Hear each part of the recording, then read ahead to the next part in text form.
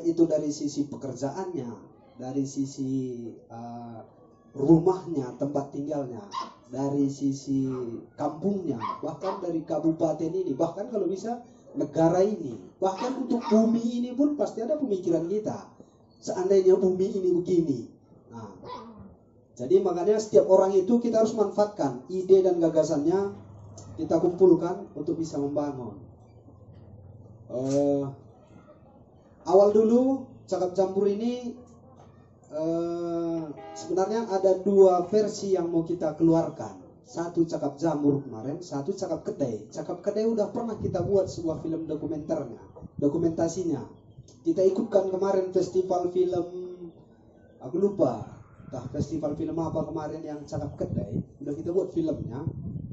Sayang, nggak lulus, ya, nggak lulus kurasi. Tapi nggak apa-apa, yang penting kita udah berkarya. Jambur bagi orang Karo itu adalah sebuah tempat sakral. Kalau dulu anak laki-laki yang anak lajang nggak bisa tidur di rumah adat. Dia hanya boleh tidur di jambur. Jambur itu ada tempat penyimpanan padi, lumbung padi di atas. Itu di bawahnya tempat terbuka, itu dibilang jambur. Nah, makanya mereka tidur di jambur bilang. Mereka tidur nanti di tempat padinya. Kenapa anak lajang nggak boleh tidur di rumah adat? Apa alasannya? Alasannya di rumah adat antara tempat tidur orang tua dengan anak hanya disekat sebuah tikar rotan. Saat pagi terbangun itu tikar digulung. Akhirnya itu adalah sebuah hamparan saja. Nah, jika ada anak lajang, di mana dia ditempatkan? Sementara anak gadis ada di tengah ruangan itu. Orang tuanya disekat tirai, di situ dia tidur. Makanya anak lajang dan duda hanya boleh tidur di jambur. Nah, di jambur, di situ mereka dididik sebenarnya. Dididik oleh orang yang sudah lebih tua. Misalnya ada seorang yang udah duda, dia juga tidur di situ. Dialah sebagai pemimpin mereka di sana. Sekarang kita bilang adalah pemimpin. Kalau dulu mereka disebut adalah aku lupa. Apa namanya? Tapi dia adalah lajang tua di situ yang dihormati. Jadi semua anak-anak muda yang seumuran kalian misalnya, semua dilatih sama orang-orang yang sudah lebih tua itu. Diajari, kula bagai kotongan, kola baci bagai, apa nande lawaci bagai. Jadi di sana sebenarnya mereka ditempah. Lebih banyak anak muda dulu ditempah di lingkungan kalau timbang di keluarga. Itu jarang. Anak muda Karo jarang ditempah sama ayah ibunya. Itu hanya terjadi pada saat mereka masih kecil, balita. Begitu mulai menganjak remaja, itu akan ditempah oleh lingkungan. Bengkilanya, mamanya, itu semua yang menempah.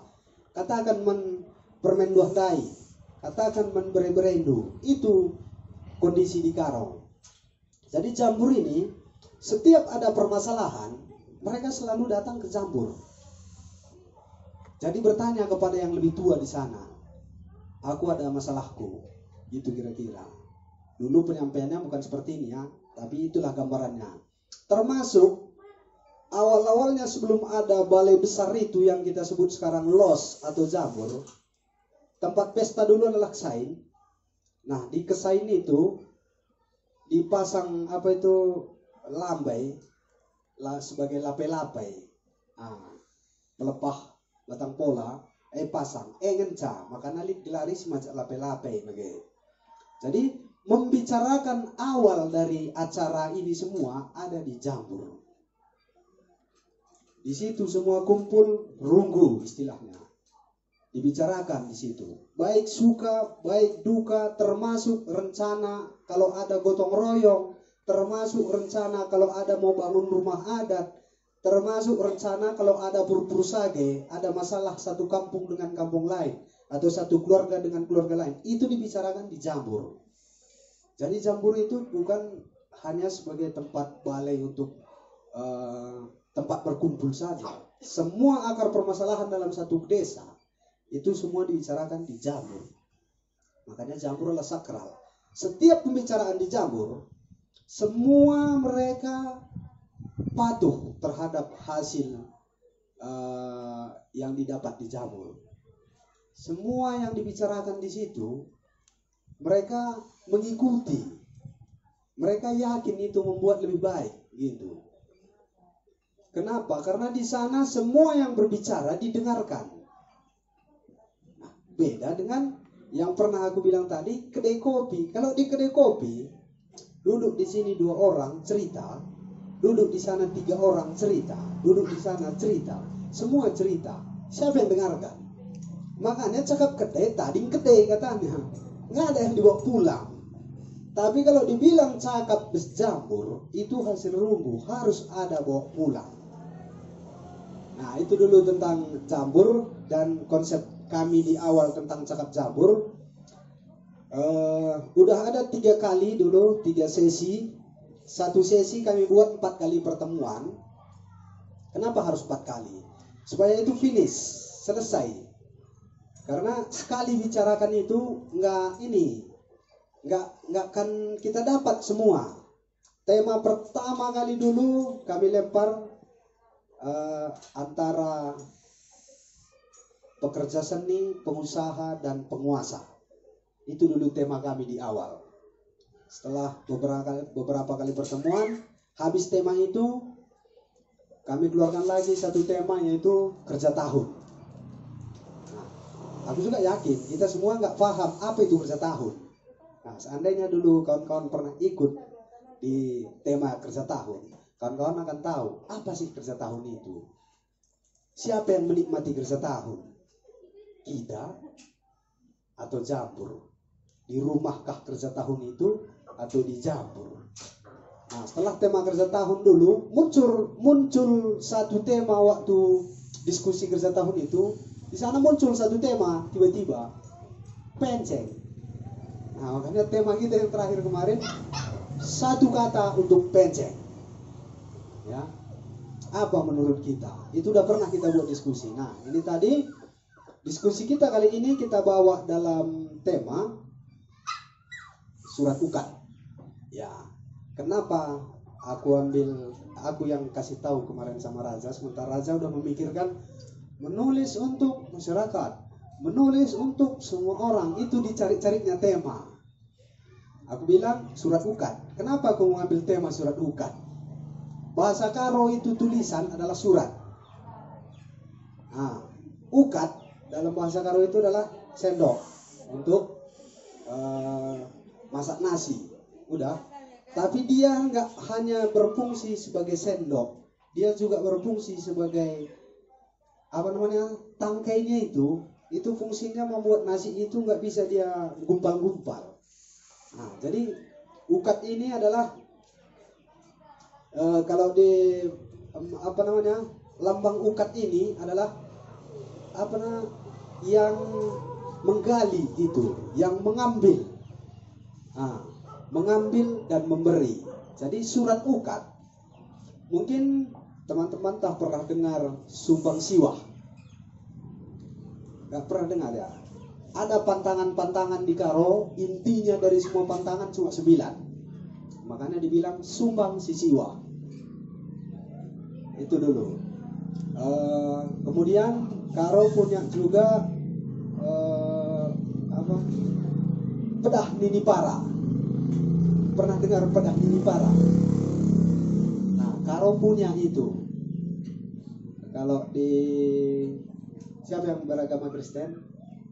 Nah, di situ ada ada disebut di sana, misalnya kayak berbahagia, kemudian itu hampir semua tertuang di surat pedah Ninipara. Karena isinya pedah Ninipara itu ulah metuda,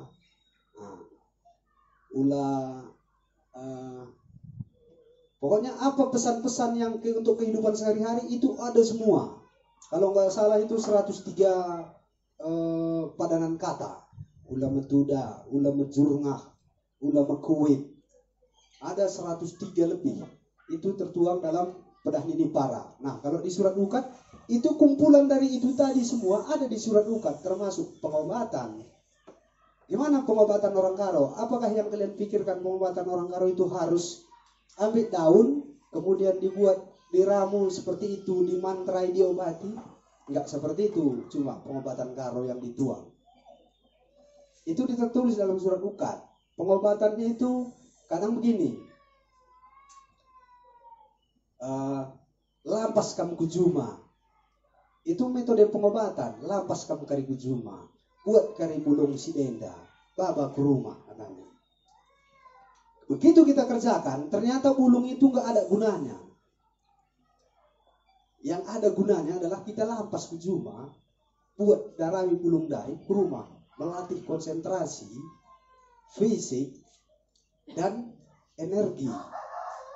Hanya itu, banyak seperti itu metode pengobatan karo. Itu ditulis di dalam surat Ukat, yang ada juga istilah lak-lak, pustaka, bilang-bilang. Itu semua tertulis, itu semua kumpulannya itu. Surat Ukat ini pekerjaannya majemuk gitu. Makanya karena tema kita adalah menulis. Gimana kita menulis sesuatu yang bisa berguna buat banyak orang, tidak cuma berguna buat kita. Berguna buat kita di sini aku tanda kutip, misalnya ya untuk mengerjakan tugasku, aku menulis. Untuk bisa aku menjual sesuatu, aku menulis. Nah, untuk bisa aku dikenal orang, kemudian kita menulis. Hanya dengan metode-metode seperti itu kita menulis, yakin aku karya kita sangat terbatas. Ilustrasinya begini. Kalau kita kerja ke ladang orang, misalnya kita tahu dengan gaji 100.000, otomatis pekerjaan kita akan kita ukur dengan uang 100.000. Orang ke ladang jam 9 pagi, pulang jam 5. Misalnya, kalau itu gajinya adalah 100.000, kita nggak akan pernah mau bekerja dari jam 8. Benar nggak? Ya. Dan kita nggak akan pernah mau pulang jam 6. Karena kita tahu standar gaji 100.000 adalah berangkat jam 9, pulang jam 5. Disuruh kita berangkat jam 8, kita nggak akan mau karena 100.000. Itu tolak ukurnya, gitu maksudnya. Coba tolak ukurnya adalah pekerjaan selesai dan baik hasilnya. Gimana supaya pekerjaan selesai dan baik hasilnya? Bukan uang tolak ukurnya misalnya. Pasti kita berangkat kerja lebih cepat kan? Biar lebih cepat selesai dan lebih bisa kita evaluasi pekerjaan kita. Akhirnya berangkat kita jam 6, selesai jam 3, kita evaluasi 1 jam, bagus, pulang kita jam 4. Begitu jadinya, atau bahkan sampai bisa pulang jam 6, biar selesai. Tapi kalau standar 100.000, selesai nggak selesai, kita pasti pulang. Itu dia. Jadi menulis itu, cobalah yang, kalau aku berpikir, bisa menghasilkan sesuatu bagi banyak orang. Nggak cuma diri kita gitu. Apa yang kita tulis supaya berguna bagi orang? Kalau aku udah mulai sebenarnya, udah kumulai. Walaupun nggak tahu aku hasilnya berguna atau enggak, tapi udah kumulai. Kenapa aku tadi tanya bahasa karo yang dimulai huruf H? Karena aku lagi menulis sebuah kamus ini. Kamus Aksara Karo Indonesia. Kamus Karo Indonesianya udah selesai, aksaranya tinggal menyempurnakan. Ya, ini lagi kerjakan tadi. Huruf H sangat minim kutemukan. Ya, makanya banyak kawan-kawan berpikir, ternyata yang kawan-kawan pikirkan juga sangat minim. Ya, ini kenapa aku menulis kamus? Sementara 1905, ini kakekku pun mungkin belum lahir, udah ada kamus Karo Belanda, udah ada kamus itu. Kemudian sekitar 2012 Darwin Prince menulis kamus lagi. Kemudian 2015 atau antara 2015 ke atas itu yang salah satu maestro Karo, Pastor Leo Josten juga menulis kamus. Jadi yang kamus Indonesia Karo juga ada, itu udah ada di Balai Pustaka. Itu pemerintah yang nulis. Jadi kamus ini sebenarnya udah ada. Yang nggak ada, yang aku tulis ini. Dari kumpulan kamus-kamus itu, aku mau buat sebuah kamus. Orang bisa belajar bahasa Karo dan Indonesia, sekaligus bisa menulis aksara. Nah, kalau teman-teman nanti mau menulis aksara, beli aja kamus ini, udah gampang. Semua kata udah aku kumpulkan. Lebih kurang ini akan jadi sekitar 900 halaman kamusnya.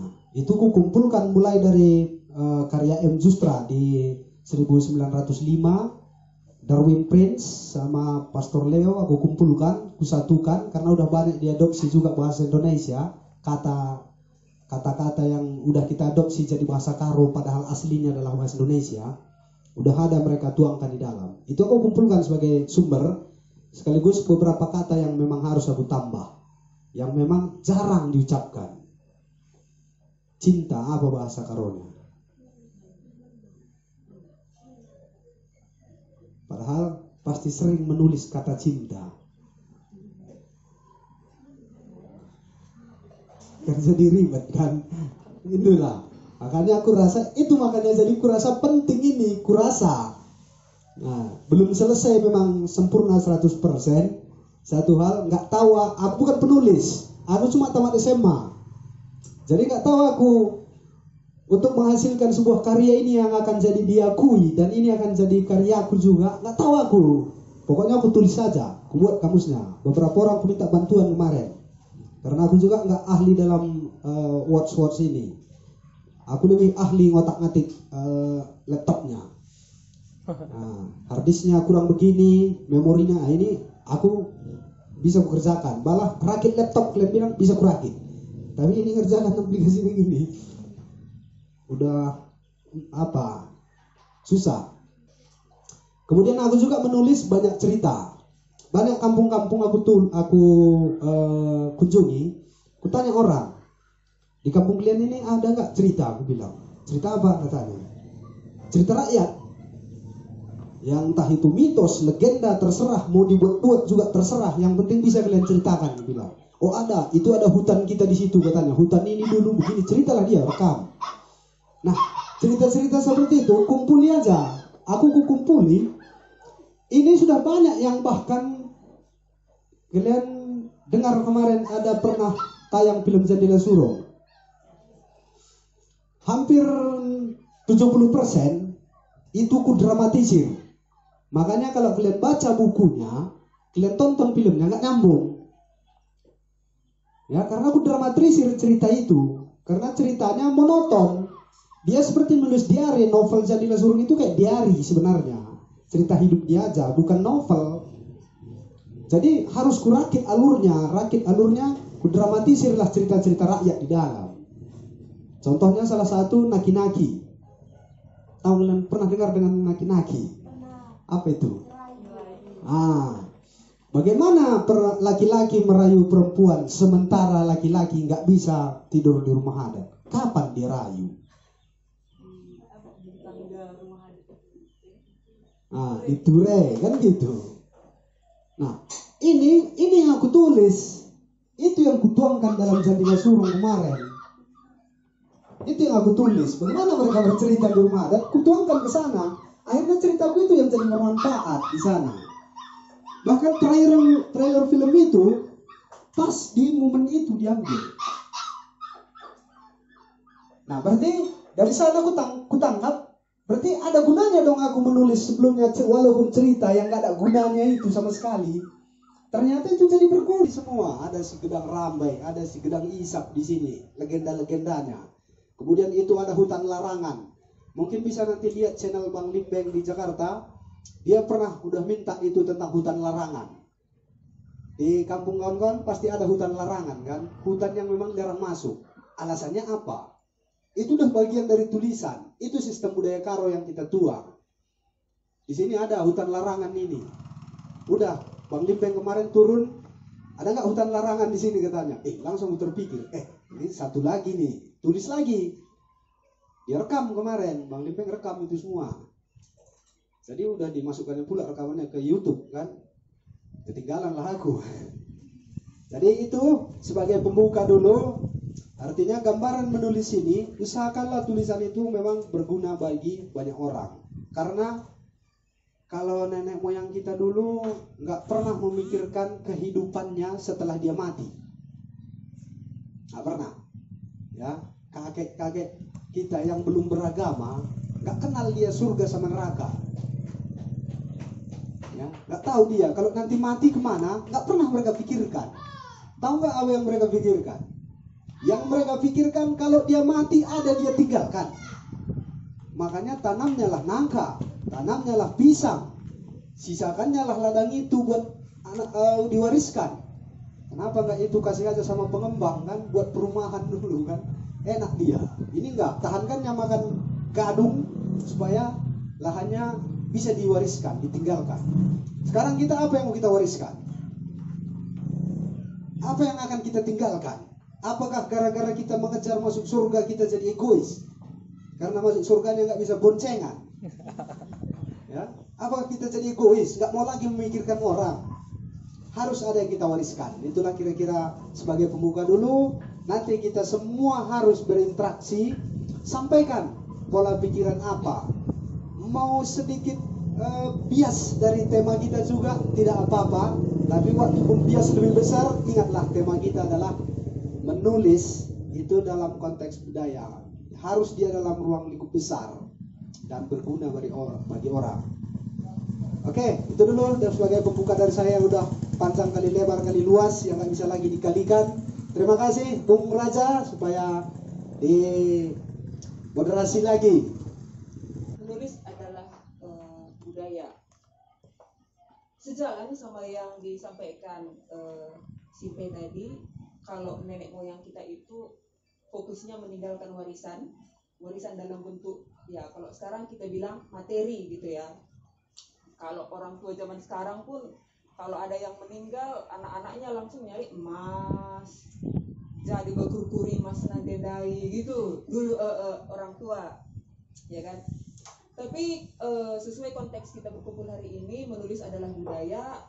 Tentu yang kita harapkan adalah sesuai sama subtema kita, menghasilkan karya tulisan gitu. Dan menulis ini memang sejak dulu, sejak zaman prasejarah pun menulis ini sudah memang jadi budaya gitu kan. Nenek moyang kita hidup nomaden, mereka meninggalkan tulisan-tulisan di dinding gua misalnya. Sesuai juga sama yang bilang Sintai tadi, kalau di Karo ada laklak, apalagi tadi Sintai, ada pertinggalnya gitu dalam bentuk tulisan. Nah sekarang tugas kita adalah meneruskan itu sesuai dengan konteks kehidupan kita sekarang. Dan ya, menulis adalah budaya. Dengan tema kita tadi surat Ukat, tentu adalah budaya dalam artian adalah kita biasakan, dan budaya juga sesuai suku kita, suku Karo. Aku sebenarnya di sini pun blank sebetulnya. Ini dibawa kemana, nanti hasilnya kayak mana, aku pun masih meraba-raba. Karena jujur aku akui udah berapa kali juga memang aku akui menulis tentang budaya, kearifan lokal segala macam di tanah Karo ini aku masih sangat minim gitu. Jadi aku tadi datang pun dengan harapan akan memperoleh banyak dari sini dan memang langsung bertemu dengan suhunya.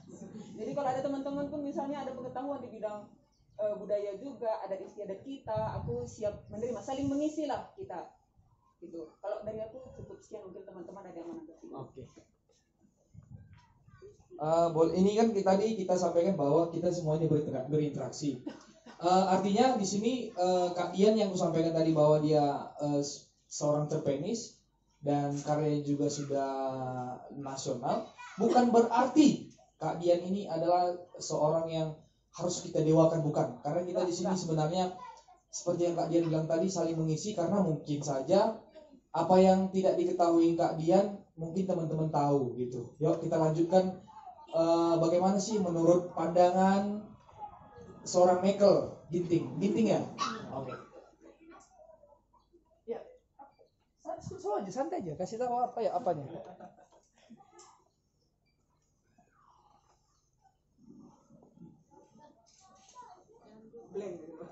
Gua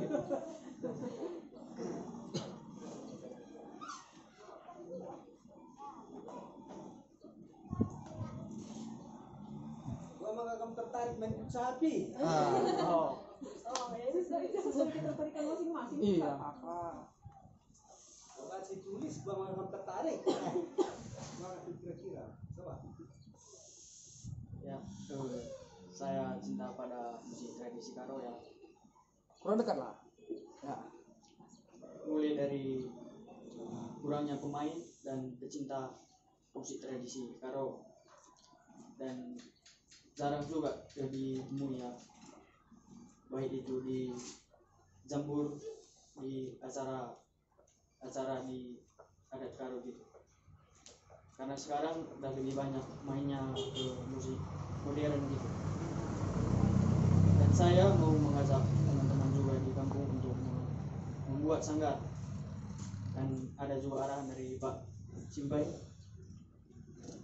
untuk mengajak semua kawan-kawan supaya bisa mencintai budaya ini kembali. Itu aja dari saya. Oke. Tepuk tangannya Guru Maker. Terima kasih. Mungkin aku juga sedikit bertanya yang mengarah ke menulis. Jadi kira-kira menurut Michael itu mengenai ya, artinya kenapa sih sebenarnya Michael itu pengen menghadirkan atau menghidupkan kembali kebudayaan yang dulu lah, dalam tanda kutip dari yang dulu. Cobalah dikasih tahu dulu. Artinya kira-kira penting nggak kira-kira menuliskan apa yang Michael rasakan gitu, coba. Kalau menurut saya sih penting ya, karena ya ada budaya, kehidupan kita akan kayaknya hancur lagi. Hancur ya. Iya, karena budaya itu kita berharga gitu. Karena budaya kita berharga gitu Iya. ya. Betul ya. Oke. Oke, makasih, tepuk tangan buat Michael. Oke Kak, dilanjutkan dari Kakak. Bagaimana sih sebenarnya pandangan Kak mengenai menulis itu adalah budaya gitu. Sampaikan aja Kak. Karena semua orang adalah guru, semua tempat adalah sekolah. Merdeka.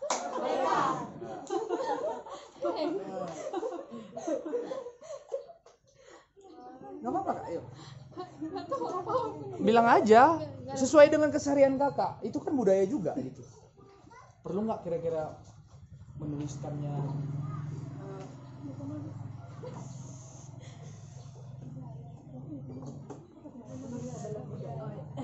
Menulis adalah budaya.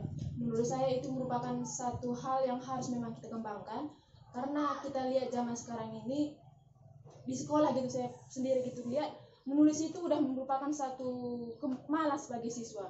Jadi pas seperti yang dibilang kakak yang belakang tadi, memang seharusnya kalau kita hidup dunia ini jangan hanya meninggalkan harta, tapi maunya ada yang kita tinggalkan yang menjadi pelajaran atau pengetahuan nanti bagi generasi masa yang akan datang. Karena yang saya lihat sekarang misalnya ke pribadi saya sendiri gitu, saya asli orang Karo dari turun temurun, tapi kalau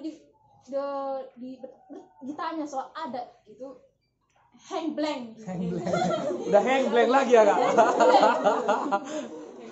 Dan bukannya tidak dikasih pendidikan dari rumah soal adat dari orang tua di rumah sebetulnya selalu mengarahkan dan memberikan pengetahuan tentang adat budaya Karo, tapi memang anak zaman sekarang udah fokusnya ke HP, Android, teknologi. Jadi waktu untuk berbicara dengan orang tua berkurang.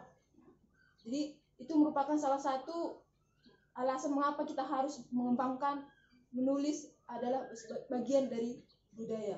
Dan saya setuju dengan adik Michael bahwa zaman sekarang ini di pesta-pesta, di adat-adat udah sangat berkurang digunakan alat-alat tradisional, alat musik Karo. Sekarang kita lebih ke alat musik modern. Terima kasih. Terima kasih. Dengan Kak siapa? Kak Rizky. Kak Rizky ya. Berdua apa Kak? Beginting. Beruginting. Jadi terima kasih Kak Rizky atas sumbangsih dari mungkin saran tadi kan, pengalaman juga. Selanjutnya mungkin untuk Kak Sembiring, siapa tadi namanya Kak? Kak Liana ya Kak. Dikasihlah sedikit mengenai pandangannya lah tentang menulis adalah budaya gitu. Karena seperti Kak Dian bilang tadi kan memang sudah budayanya dulu, cuman kalaulah memang itu sudah budaya, kenapa sekarang bergeser? Coba di Indonesia lah kita, nggak usah Indonesia, di Kaula dulu. Kak Dian aja sebagai yang sudah melalang buana beberapa tahun dalam dunia kepenulisan, susah nyari penulis dari Kaula ya. Coba dulu Kak dikasih tahu, nggak ada kawan. Oke Kak. Jadi kalau menurut pandanganku menulis adalah budaya. Ya memang, apalagi pada zaman sekarang ini. Kalau pada zaman dahulu otomatis itu ada istilah diari, buku harian. Bahkan sampai dulu kalau teringat itu disuruh guru bahasa Indonesia membuat buku harian. Bahkan sampai menyampaikan perasaan itu pun, menyatakan cinta itu pakai surat, tulisan. Jadi kalau dilihat dari zaman sekarang ini, dilihat dari zaman milenial lah ya, di zaman milenial ini ya dengan story WA selesai 24 jam jadi hilang. Jadi menulis itu ibaratnya udah minim sekali. Jadi sama seperti yang dibilang kakak ini tadi, sebetulnya budaya itu adalah kebiasaan kita. Jadi udah dibudidayakan, begitulah dia istilahnya. Jadi kalau menurutku sih menulis itu adalah budaya, memang perlu kita buat dari sekarang ini. Makanya aku sebetulnya juga diajak oleh Michael, ikut minkam Kak, katanya sama aku, emangnya ini ada apa sih gitu pikiranku. Tapi tahu-tahunya rupanya mengenai budaya. Kalau memang aku betul-betul kurang tahu budaya Karo. Adik berkatakan bikin batak Karo Dale yang memang bisa seperti itu. Bahkan sampai ditanya tadi guru, itu dari kata Karo itu sampai aku laku dadat. Jadi kan kalau dilihat dari tema hari inilah memang menulis itulah budaya, perlu kita budidayakan seperti itulah. Ya hanya itu pendapatku. Bujur.